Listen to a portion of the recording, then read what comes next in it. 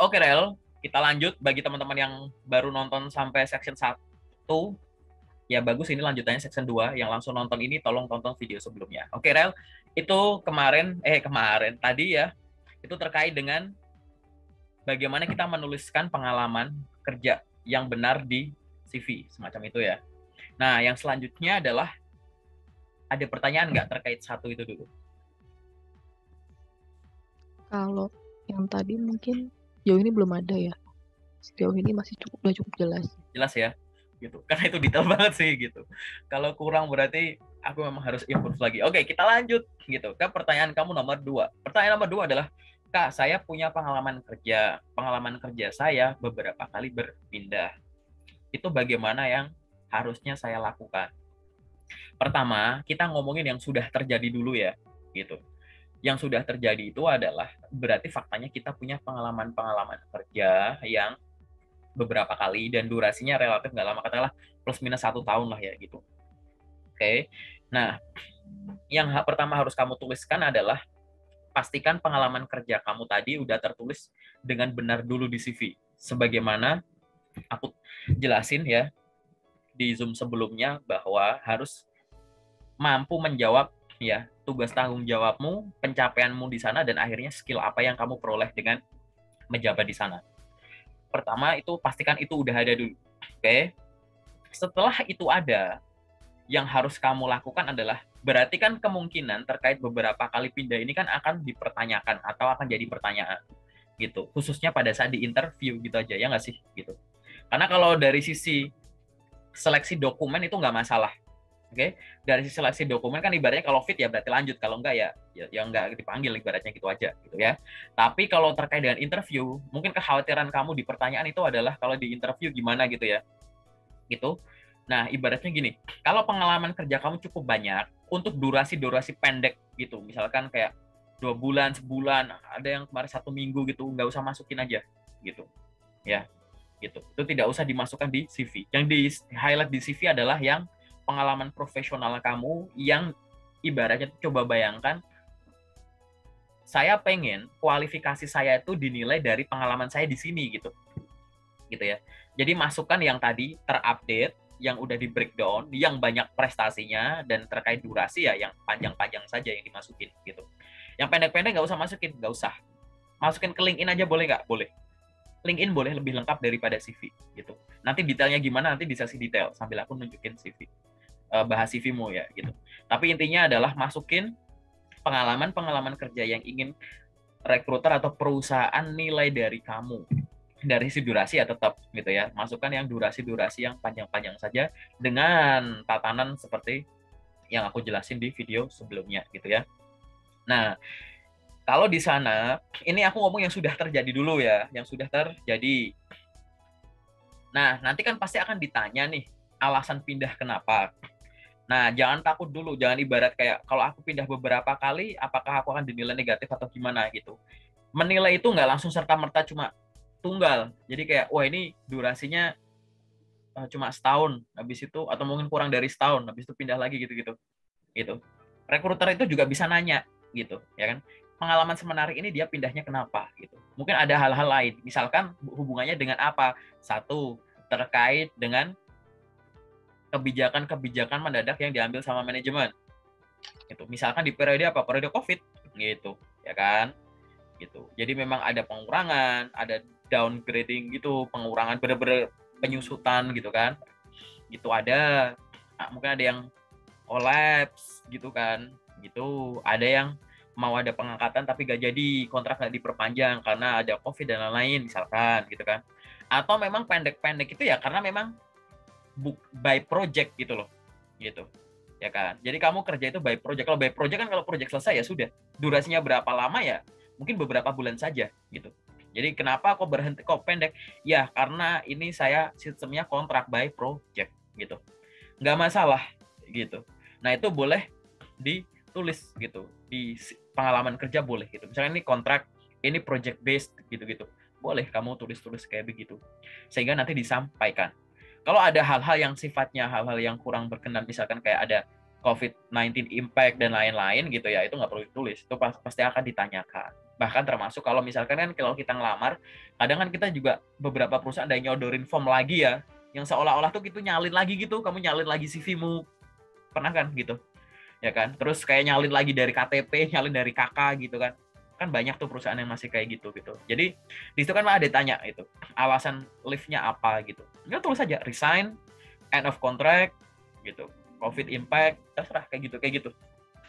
Boleh dimasukkan semacam itu. Yang penting itu adalah jangan menjelekkan perusahaan yang dulu, jangan merendahkan diri sendiri, dan yang ketiga adalah jujur yang dibalut dengan penyampaian yang profesional gitu. Aku ulangin ya. Kamu harus jangan menjelekkan perusahaan yang dulu, jangan merendahkan diri sendiri, dan harus jujur yang disampaikan secara profesional gitu. Ya kan? Itu caranya semacam itu. Nah, itu aku ngomongin apa yang sudah terjadi dulu, oke? Nah, sekarang yang belum terjadi nih. Yang belum terjadi gimana caranya biar hal semacam itu tidak terjadi lagi?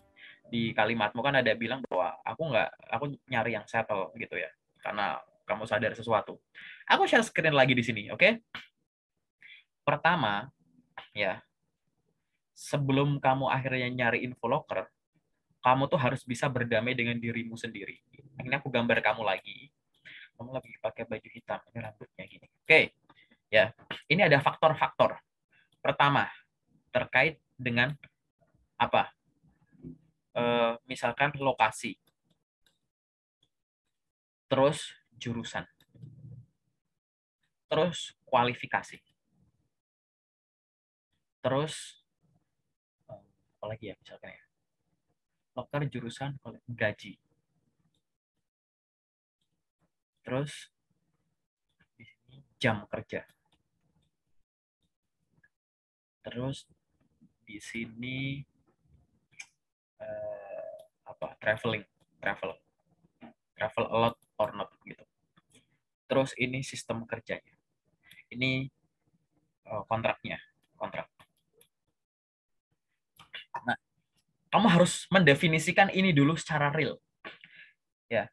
Jangan sampai yang kamu sebenarnya nggak suka tetap di-apply, jadi capai sendiri. Contoh, ini namanya damai dengan dirimu sendiri. Lokasi, misalkan gini, aku cuma mau nyari kerja yang ada di sekitar Jabodetabek.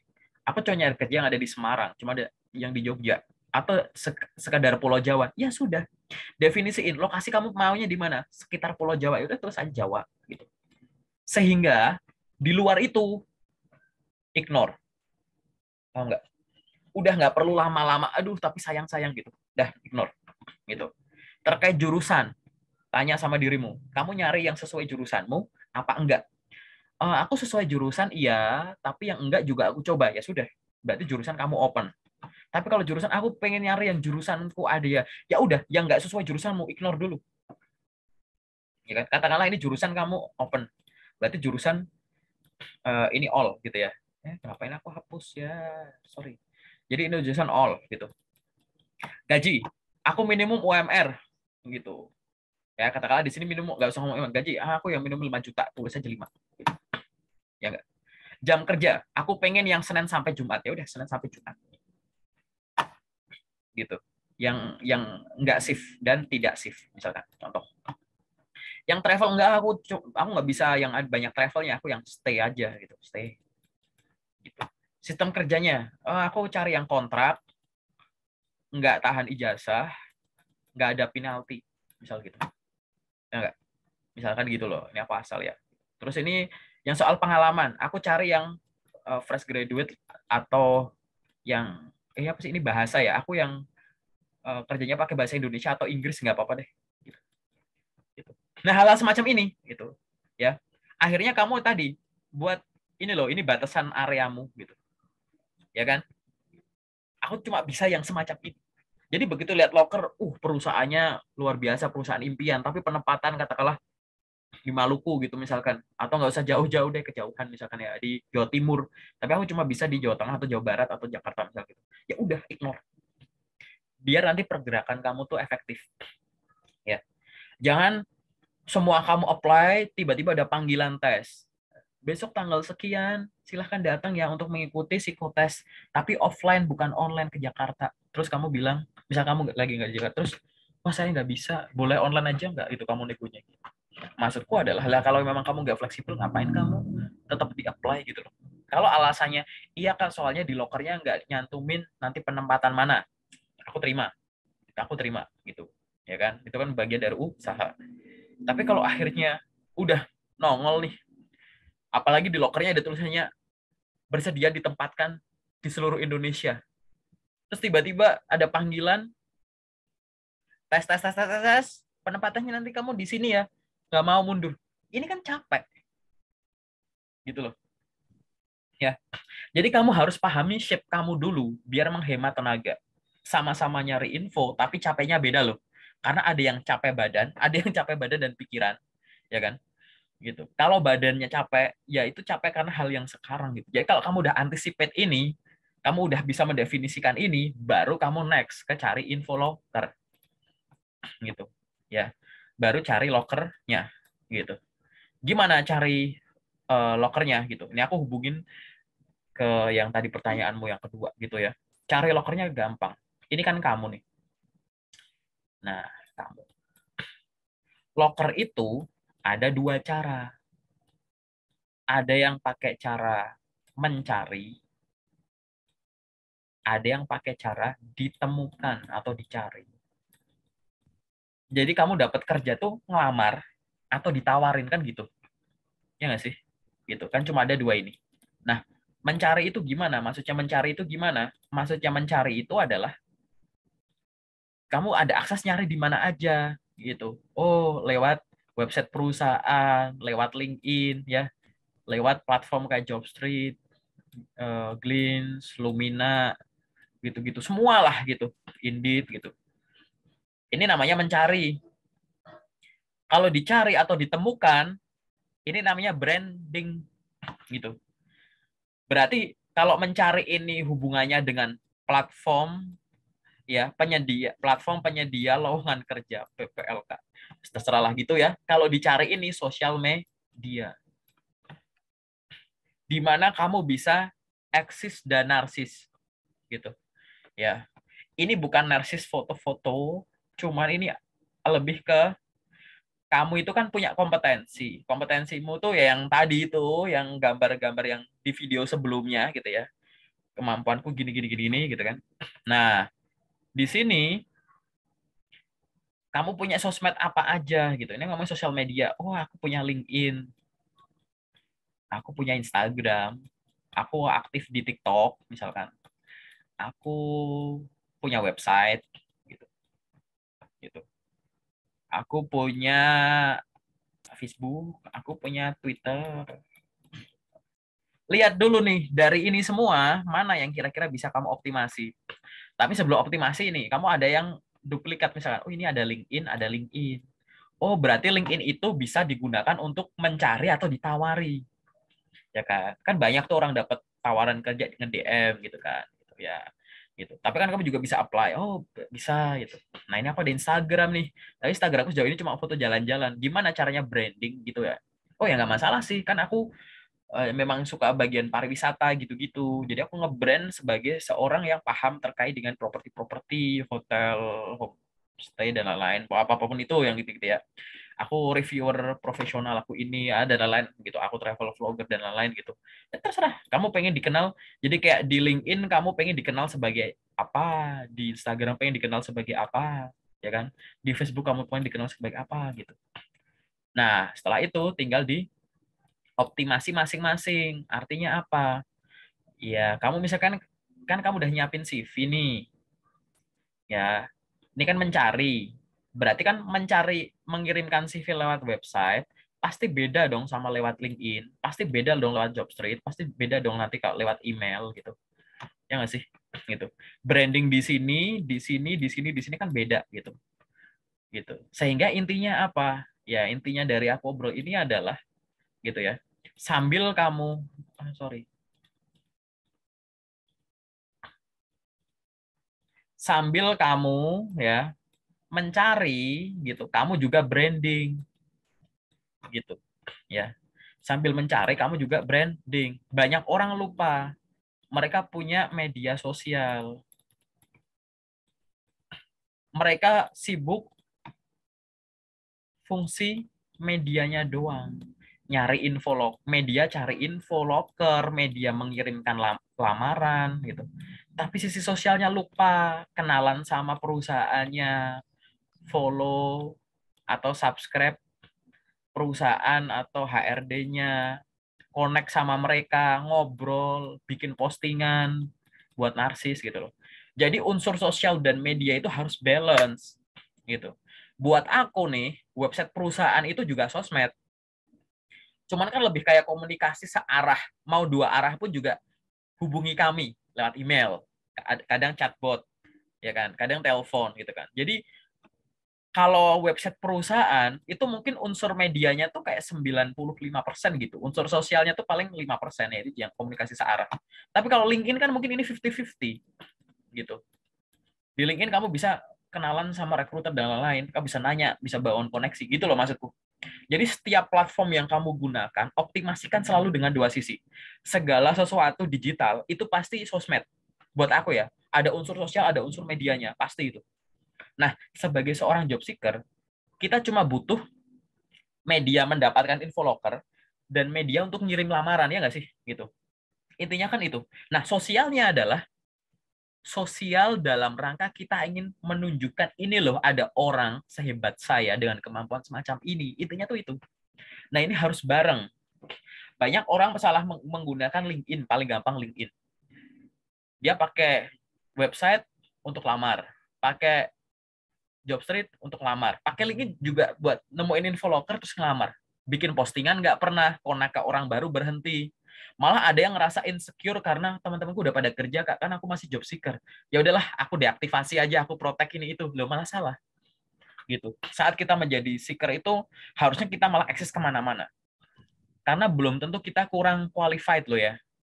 Cuman karena orang yang mencari orang dengan kualitas kayak kita belum nemu, mereka tuh belum tahu ada orang sehebat kita. Di luar sana banyak perusahaan yang mungkin namanya kita belum kenal, tapi benefitnya setara dengan tanggung jawab yang diberikan. Gitu. Gitu kan. Perusahaan yang memperlakukan human as a human gitu.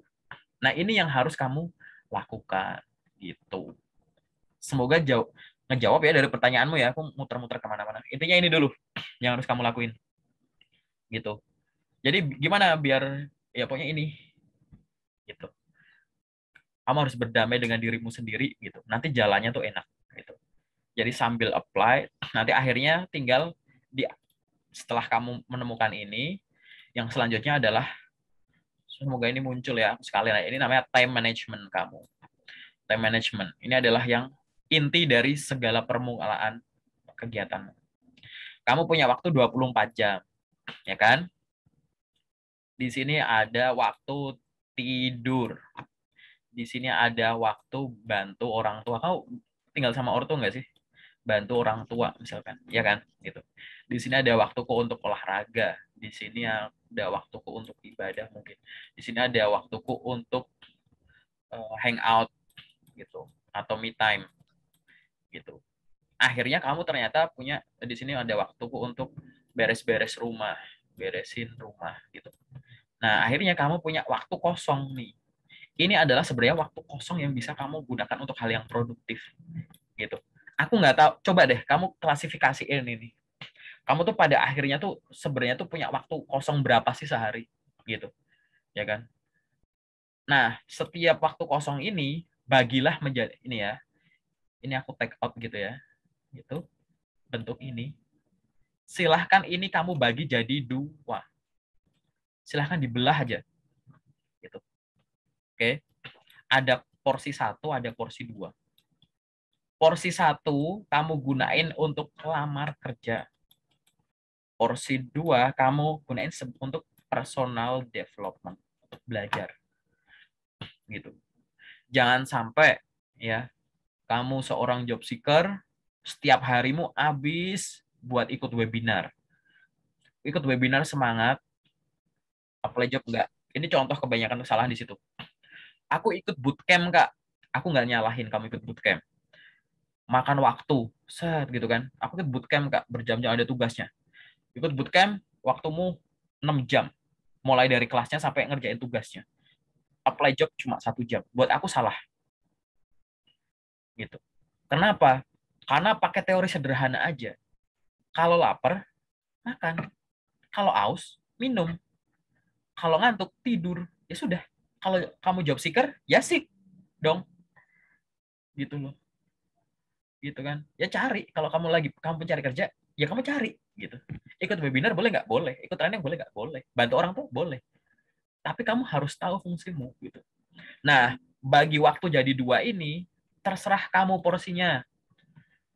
Ternyata setelah kurang-kurangin gini, ternyata aku waktu kosongku tuh di sini katakanlah ini tuh 6 jam, Kak. Gitu. Yang aku bodo amat kamu mau gimana, karena kamu yang tahu gitu ya. Coba diukur, jadi 2 aja. Mau 50-50 boleh. Pokoknya tiap hari aku 3 jam untuk apply job, 3 jam untuk personal development. Boleh.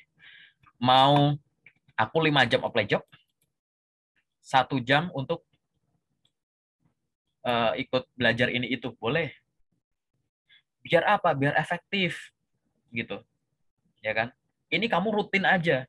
Gitu. Kamu susun ini, ya, lalu lakuinlah ini gitu loh, ya kan? Apply dan personal development gitu, rutin. Biar apa kok aku gambar sampai segininya, dan buat teman-teman yang nonton sampai ke menit ini, biar kamu tidak menyalahartikan kata fokus. Mohon maaf nih untuk semua teman-teman yang nonton di sini ya, gitu. Berapa banyak dari teman-teman yang aku berhenti apply job dulu, aku mau fokus tes CPNS. Sorry to say. Aku nggak apply dulu deh, aku mau fokus tes BUMN. Akhirnya apa? Berhenti apply itu semua, ya.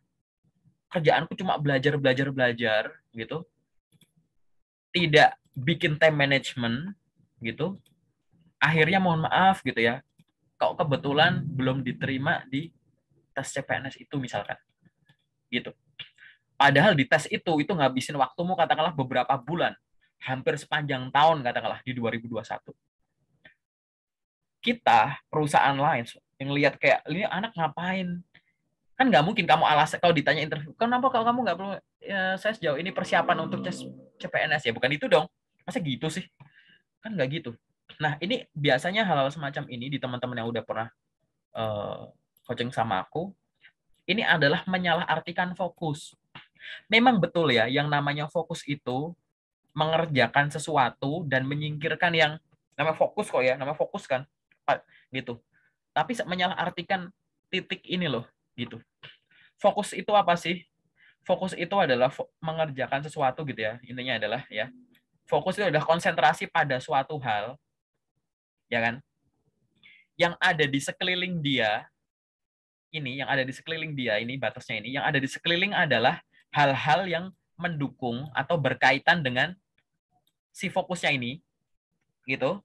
Tapi yang tidak berkaitan dengan fokusnya itu taruh di luar, ya enggak, gitu. Intinya kan fokus tuh ini, ya kan, gitu. Misalkan aku sekarang fokus nyari kerja, gitu. Tapi aku nanya, nyari kerja itu kamu apply job, gitu, ya kan? Yang nggak berkaitan dengan apply job kamu singkirin dong, ya kan? Gitu. Cuman aku nanya, makan penting nggak? Penting. Penting. Biar apa? Biar nanti kamu nggak kelaparan waktu nyari job. Nah ini anggap aja tuh makan tuh di sini loh. Gitu. Makan itu termasuk kegiatan yang mendukung fokusmu, gitu. Apalagi misalkan beli pulsa, gitu, punya pakai data, punya nanti kalau tiba-tiba aku apply dia ngubungin, ya kan? Maksiin ada modem, ada wifi gitu, ya. Fokus kamu apply job di sini, fokus kamu apply job, tapi kamu dikelilingi sama kegiatan yang mendukung apply jobmu biar lebih optimal, ya kan?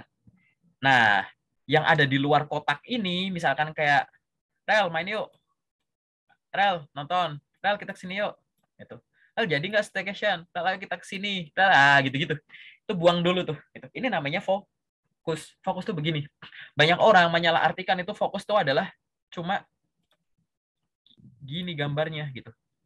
Ini terus semuanya tuh udah di luar aja semua tuh gitu. Gitu. Oh enggak, ini bahkan di sini ada momen apply job aja taruh gitu. Akhirnya apa? Waktu dia nggak padat gitu. Yang intinya aku pengen ngomong apa sih? Yang namanya fokus itu menempatkan kegiatan pada porsi waktu yang direncanakan. Yaitu balik lagi kan, fokus itu adalah time management. Yang namanya sedang berfokus untuk memperoleh pekerjaan impian, bukan berarti yang bantu orang tua nggak dilakuin gitu ya, olahraga nggak dilakuin, bukan gitu. Waktunya kamu olahraga ya olahraga, waktunya kamu apply job ya apply. Itu. Aku lagi fokus daftar ke perusahaan ini kak. Aku lagi fokus untuk ini kak. Atau aku fokus daftar perusahaan BUMN, aku fokus CPNS. Bukan berarti yang lain kamu berhenti apply. Di waktu kamu harus belajar, makanya dikasih porsi gini. Kalau kamu tidur di waktu kamu harus apply gitu, nah itu jelas gitu. Ya ini loh, menempatkan kegiatan pada perencanaan waktumu itu namanya fokus. Karena fokus tuh hal-hal kecil yang ditaruh di rentang-rentang waktu tertentu. Nah ini yang sebenarnya harus kamu lakuin secara konsisten. Kalau kamu sudah bisa melakukan ini secara konsisten setiap hari gitu, nah ini penjelasan terakhirku di video ini gitu ya. Kalau kamu bisa melakukan lingkaran-lingkaran tadi, ini hari Senin, ini hari Selasa, ini hari Rabu, hari Kamis gitu ya. Sorry, ini harusnya lingkarannya gabung-gabung gitu ya. Hari Senin, hari Selasa gitu, Senin, Selasa, Rabu, Kamis gitu dan seterusnya. Lingkaran-lingkarannya kamu udah bikin jelas, ya kamu bikin konsisten dulu. Kalau udah bisa konsisten, nanti yang kamu lakukan itu cukup apa? Pertama, ubah komposisi persentase di sini. Misal, aku udah terbiasa dengan pola segini. Aku mulai besok ngurangin waktu tidurku untuk apply job, misalkan. Besok aku ngurangin waktu iniku untuk ini. Aku lagi nggak enak badan. Oke, aku apply jobnya, aku kurangin 1 jam buat istirahat tambahan. Gitu-gitu. Kamu tinggal ya, satu, rubah komposisi. Dua, menaikkan intensitas. Jadi kayak kamu udah bisa nih sehari, ternyata aku bisa apply job tuh 10 lamaran ya. Coba deh minggu minggu depan aku jadi 15 setiap hari, bisa nggak? Coba 20 gitu. Teman-teman di grup locker tuh rata-rata bisa 20 sampai 30 loh. Gitu. Apply job. Nah, kamu udah bisa berapa secara konsisten? Jangan sampai sekarang banyak, besok dikit, besok satu, besok enggak. Weekend pekerja pada libur, kitanya ikutan libur apply gitu misalkan. Gitu. Nah, setelah tadi ya, rubah komposisi, naikin intensitas, dan yang ketiga adalah evaluasi. Evaluasi itu kamu boleh evaluasi diri, boleh kamu nemuin coach gitu. Kamu sharing sama temenmu, sharing sama aku, sharing sama siapapun gitu. Mungkin dengan mata kamu belum bisa melihat celah atau kelemahan dari time management kamu sejauh ini misalkan. Oh ini Laura, ini bisa dioptimalin. Oh ini jangan nih, jangan gini ya gitu-gitu. Kadang kita butuh matanya orang lain. Sehingga gitu ya, jangan segan untuk nanya. Kalau nggak tahu nanya, jangan so tahu gitu. Gitu kan. Nanyanya sama siapa? Boleh sama Google, boleh sama temen gitu. Boleh sama, pokoknya intinya tanya pada yang tahu aja. Kalau tanya buah ya sama penjual buah gitu. Kalau mau nanya sayur ya sama penjual sayur. Itu makanan dia sehari-hari tuh gitu kan. Dia cuma megang gini aja udah tahu, oh ini bayam nih, oh ini ya udah kayak gitu gitu, karena mereka udah sensi di situ gitu. Itu saja yang harus kamu lakukan gitu ya. Gitu, ini udah komplit nih. Aku ngejelasin yang tidak kamu tanyakan gitu. Semoga nggak lempar kemana-mana ya gitu. Oke, ada lagi nggak yang pengen kamu tanyain? Sharingnya gitu sih. Mungkin ada tapi di yang detail aja kali ya. Oke, nggak apa-apa, kita Tuh, ngomongin yang kayak yang detail. Kalau yang general ada lagi nggak sejauh ini? general sih, Cukup ya, lumayan terbantu. bantu ya gitu. Oke, kita masuk ke yang detail ya.